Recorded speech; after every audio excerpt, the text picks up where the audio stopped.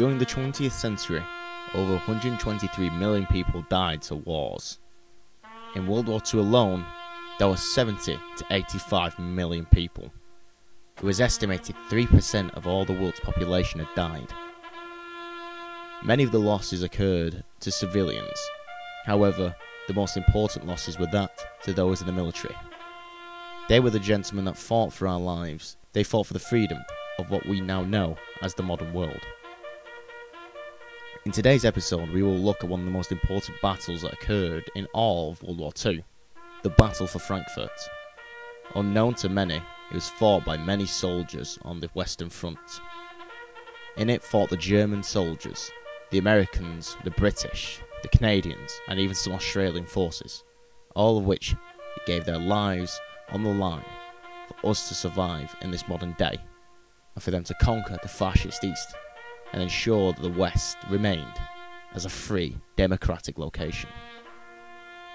For today, we look at the Battle of Frankfurt.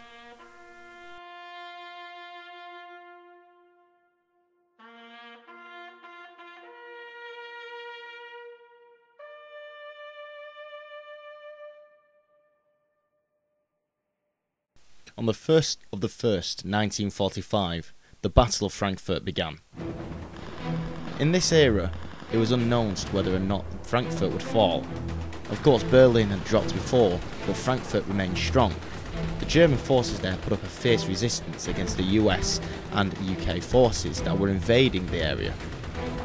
It all began when Lieutenant Colonel Randall began the assault on the countryside surrounding Frankfurt as to cut off the city's supply lines and choke them out. This, however, did not prove advantageous for the military there. The last thing the Allied forces expected was a tough resistance, especially after the beating that the Germans got in the north. However, the Germans presented a tough force, consisting of armoured divisions, specialist forces, and the General Wehrmacht forces. They withheld the countryside for a significant amount of time. It was thought to believe that the German forces held the countryside for 11 to 13 days before backing up into the city itself. Led by the Standartenführer Albrecht Emmerich of the 17th Waffen-SS Division, he led his men tremendously. Having a limited force and limited supplies, he resorted to guerrilla tactics with his troops, while going all out with his panzer forces, confusing the Allied divisions and making them guess every step that they took. They didn't know whether to expect guerrilla or to expect a full-out assault. Therefore, it slowed down the approach significantly. I was fortunate enough to speak to one of the Canadian military engineers called Major Artie Ghost. He was able to give me some information about the soldiers that were fighting there and the tough struggles that they had trying to reach Frankfurt.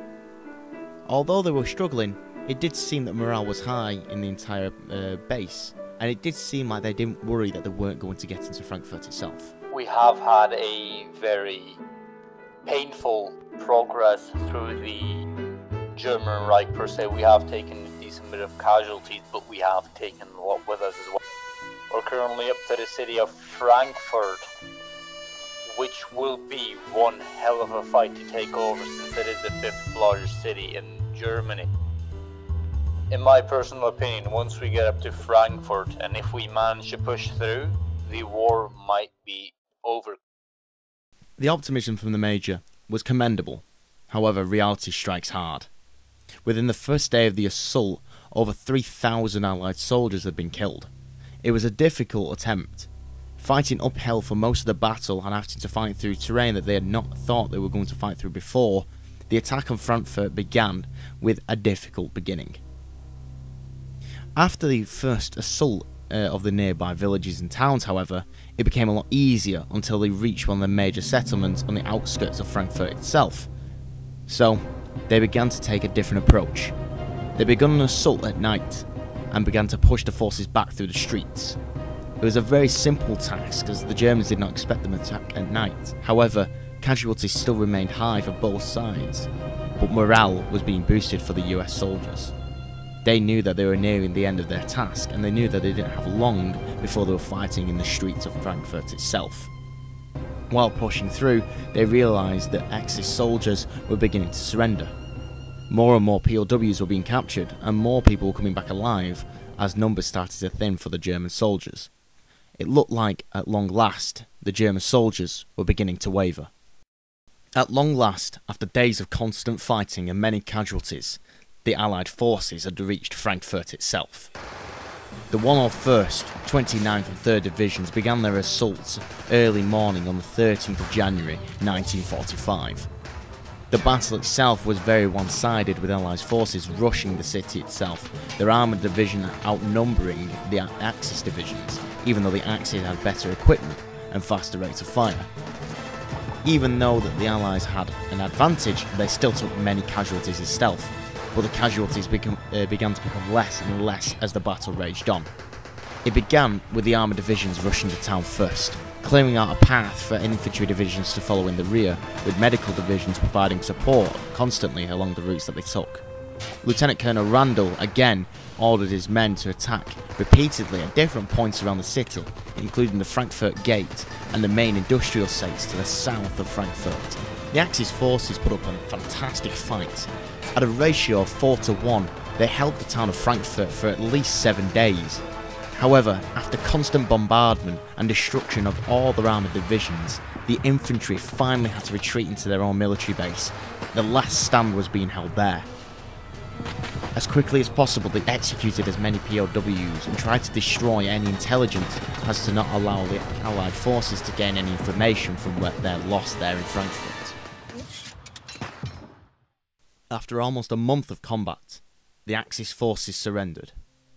They presented all their arms and equipment to Allied forces and marched themselves into the old military base outside of Frankfurt. They had accepted their defeat and the Allied forces had won. But did it come without a cost?